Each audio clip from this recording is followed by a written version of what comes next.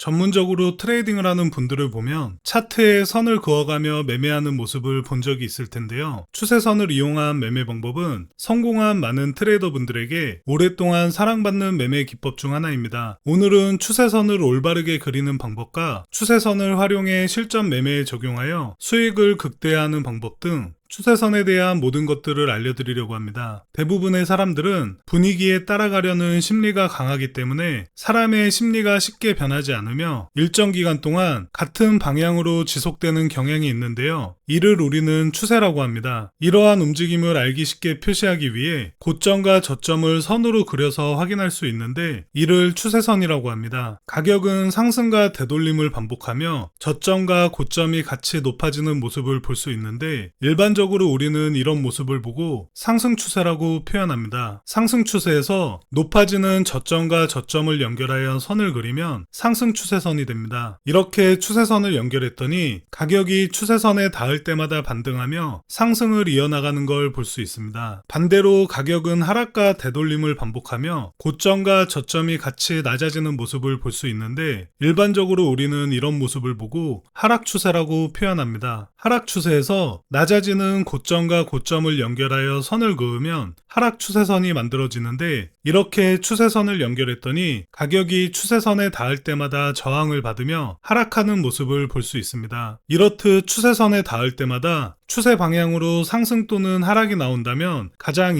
이상적이겠지만 실제 매매를 하다 보면 추세의 지지와 저항을 받지 못하고 추세가 반전되는 경우를 볼 수 있습니다. 고점이 낮아지며 하락 추세가 만들어지면 고점과 고점을 연결하여 추세선을 그려줍니다. 추세의 저항을 받으며 가격은 하락하다 해당 구간에서 상단 추세선의 저항을 돌파하며 추세는 반전되어 상승하는 모습을 볼 수 있습니다. 종합해서 보면 가격의 저점이 높아지는 상승 추세임을 알 수 있고 추세선을 그려보면 여기서 추세의 지지를 받지 못하고 가격은 하락하며 추세가 반전되는 모습을 볼 수 있습니다. 추세선이 뚫린 걸 확인하면 다시 고점과 고점을 연결하여 추세선을 그려줍니다. 여기서 다시 한번 돌파를 시도하지만 이전에 만들어진 상승 추세선과 하락 추세선의 저항을 동시에 받으며 가격은 강하게 하락하는 모습을 볼 수 있습니다. 급격한 하락이 시작되는 고점을 연결하여 추세선을 그어도 되지만 이렇게 간결한 하락세의 추세는 신뢰도가 떨어질 수 있습니다. 여기서도 추세의 저항을 받고 하락했으나 다음 추세 저항선을 돌파하며 가격은 다시 상승합니다. 저점과 저점을 연결하여 상승 추세선을 그려보면 여러 번 지지를 받았지만 추세 지지에 실패하며 가격은 다시 하락하는 모습을 볼 수 있습니다. 이렇듯 추세선은 중요한 지지와 저항의 역할을 해줄 뿐만 아니라 중요한 돌파 및 추세 전환 신호로도 유용하게 활용할 수 있는데요. 추세선이 돌파되면 돌파된 방향으로 추세가 지속될 확률이 높아집니다. 그리고 많은 분들이 추세선을 그리는 방법으로 캔들 몸통에 그리는 게 정답이다와 캔들 꼬리에 그리는 게 정답이다라고 언쟁을 하는 모습도 자주 본 적이 있는데요. 몸통끼리 연결했을 때 더 정확한 경우도 있고 꼬리끼리 연결했을 때가 더 정확한 경우도 있지만 추세선을 그리는 가장 효과적인 방법은 꼬리와 몸통을 포함하여 캔들이 가장 많이 닿는 곳을 기준으로 연결을 해주시면 됩니다. 가격의 저점을 높이는 상승 추세임을 알 수 있습니다. 먼저 좌측 도구 모음에 있는 트렌드 라인 툴에서 추세줄을 선택하면 추세선을 그릴 수 있는데요. 초보자분들을 위해 추세선을 긋는 팁을 드리면 상승 추세에서 먼저 캔들 아래에 추세 방향으로 길게 추세줄을 그려줍니다. 추세가 시작되는 지점에 추세줄을 맞춰주고 꼬리와 몸통을 모두 포함한 가장 많은 캔들이 닿는 곳을 기준으로 연결을 해주면 됩니다. 그리고 캔들이 다시 추세선 근처로 왔을 때 이를 미리 확인하고 대응하기 위해서 추세선을 그릴 때는 최대한 길게 그려주시는 게 좋습니다. 상단 추세선도 동일한 방법으로 그려주시면 됩니다.